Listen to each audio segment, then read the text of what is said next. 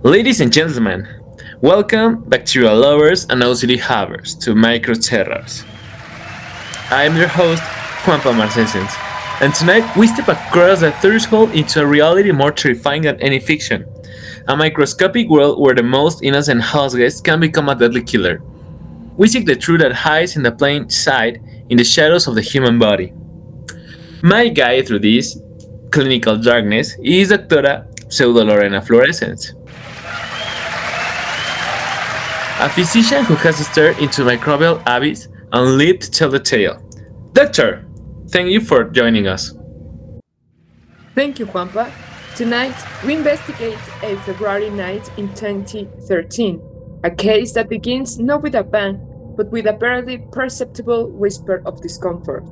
A case where a common organism, a simple hostmate, betrayed its host and became a harbinger of the worst imaginable physical horrors.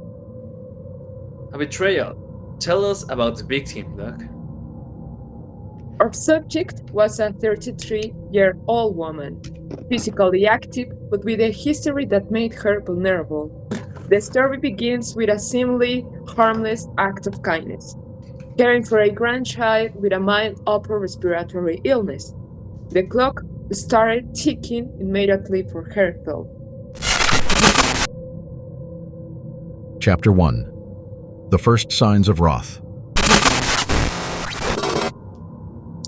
2 days after caring for her grandchild, she felt a mild throat discomfort.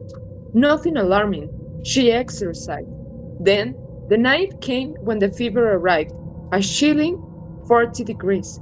She medicated, tried to sleep, but the next morning, the horror had settled into her joints. Searing pain in her right groin and right shoulder. The infection has found a target. A fever suggests skirmish, but localized pain suggests an invasion. Did the first responders recognize the gravity of the assault? No, she went to a local emergency department. They looked for the usual suspect, like influenza, but the lab tests were negative. They sent her home, telling her to rest. A terrifying dismissal. The killer was already inside, waiting for its moment. A moment that arrived swiftly, I presume.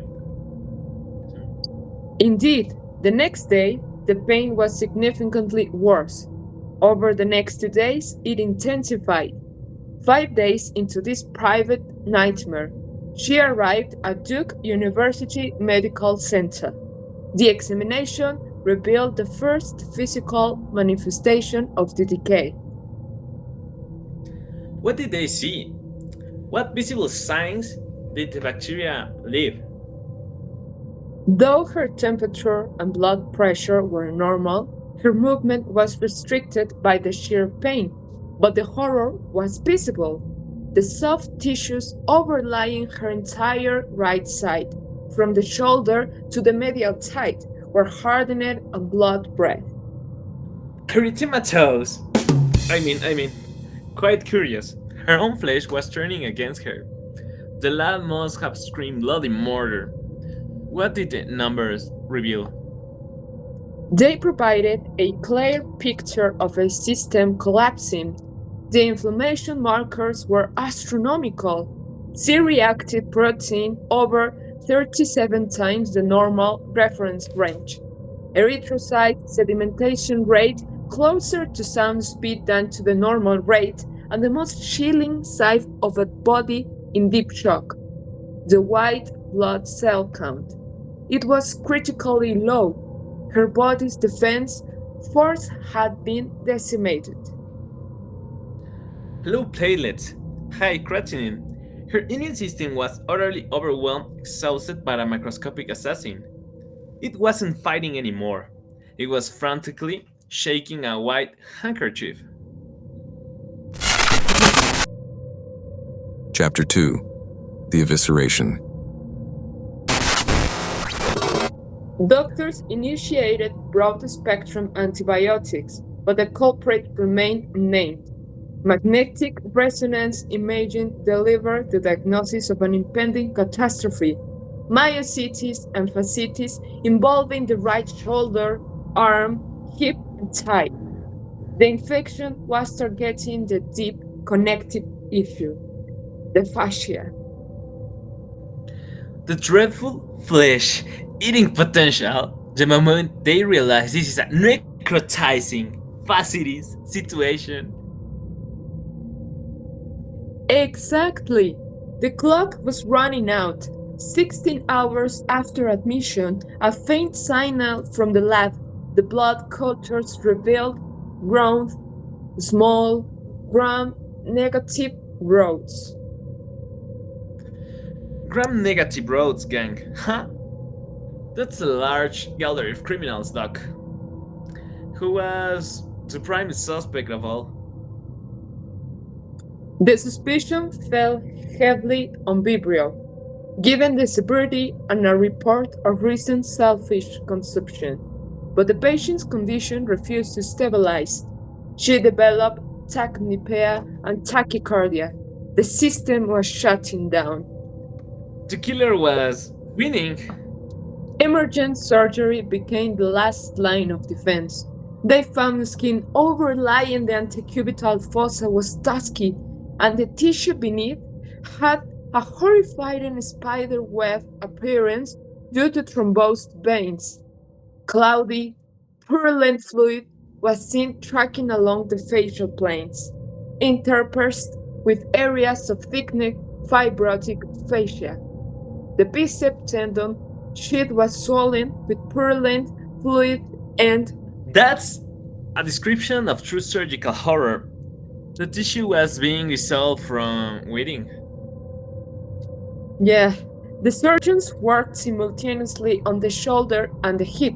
Given the gross appearance of necrotizing fasciitis, they had to consider the ultimate, terrifying choice: immediate shoulder and hip disarticulation.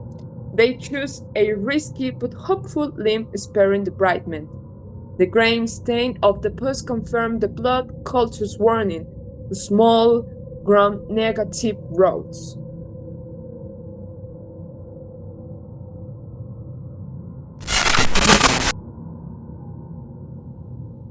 Chapter 3. The True Identity. On hospital day 3, the final, undeniable truth arrived. The organism was identified not as Vibrio, but as Haemophilus influenza.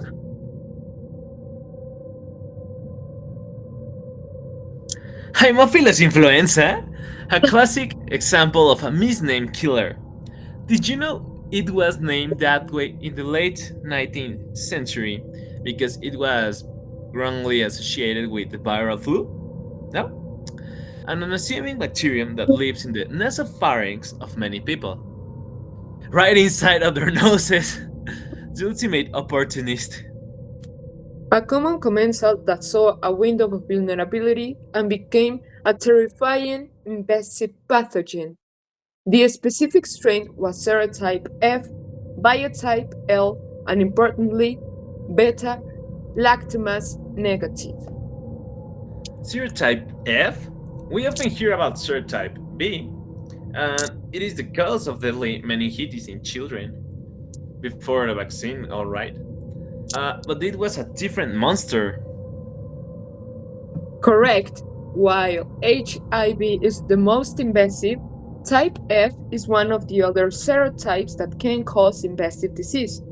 The capsule it possesses is one of its virulence factors, protecting it from the host immune system. The fact that this necrotizing fasciitis was caused by a capsulated H influenza other than type B is what makes this case a truly chilling rarity. So, once its identity was confirmed, the weapon of choice was clear. The counterattack could begin. With the serotype and resistance profile in hand, the definitive protocol was initiated: intravenous ceftriaxone. All other antibiotics were discontinued.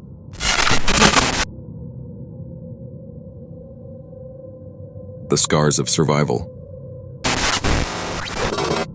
The battle was far from over. She endured a staggering 7 debridements over the following days, along with 6 sessions of hyperbaric oxygen therapy to starve the anaerobic infection. This aggressive approach finally stabilized her. A tremendous fight. The patient survived the organism, but I imagine the antibiotics left their own toxic legacy. If it wasn't hard enough already, they did. She developed Clostridium difficile colitis, a severe intestinal infection common after the necessary use of broad-spectrum antibiotics. But she survived that too. She was discharged on hospital day 24. What a saga of survival! After facing a life-threatening necrotizing infection caused by a nasty opportunist, followed by a gut-wrenching complication, we all want to know, where is she now? Okay, don't worry, Juanpa, I'll tell you what happened next. 6 months later, her follow-up notes are almost unbelievable. She was completely well.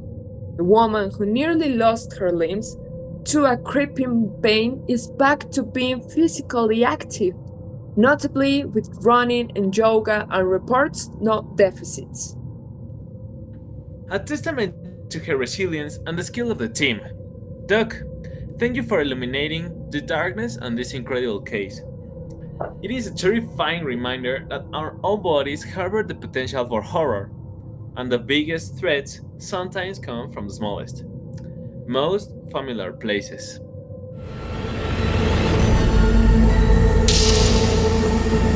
That was Doc Pseudolorena, sharing a truly horrific necrotizing tale. Join us next time on Microterrors, where we'll uncover the next microbial mystery lurking beneath the surface. Good night. May you and your little opportunistic intruders sleep tight.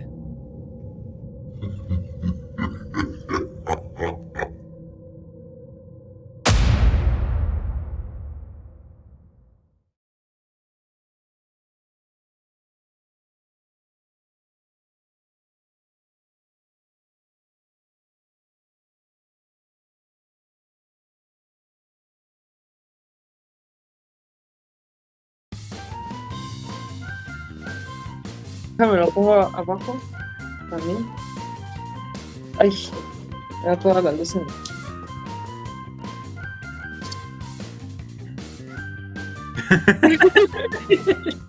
¿Sigues grabando, güey? Welcome, bacterial lovers and OCD havers, to Oye, Microterror. güey, se ve como si fuera nada más una cabeza ahí flotando hablando.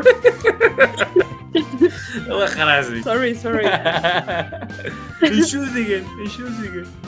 Es la normal. Todos los bloopers van a ser de mí. Para Güey, los bloopers. te juro que... Es que dije was y es wasn't. Yo que para ganar más tiempo voy a decir was not.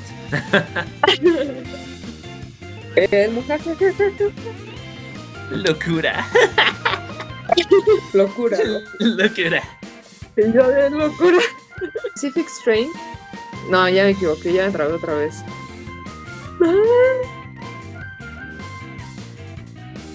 Profe, ¿puedo ir al baño? No es cierto. Por eso anda así moviéndose.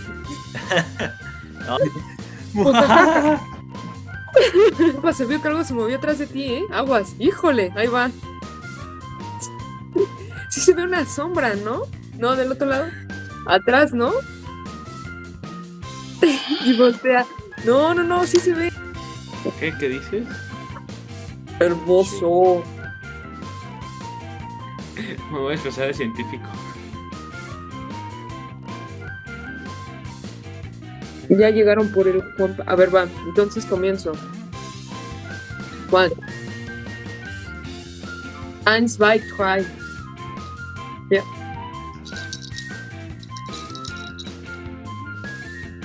Que no se note que tengo envidia ahí. What a saga of survival after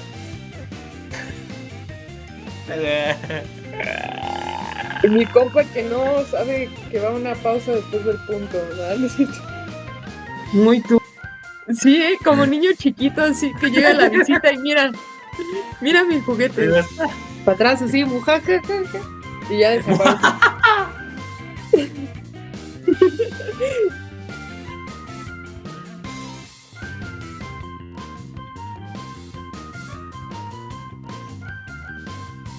Goodbye. Goodbye.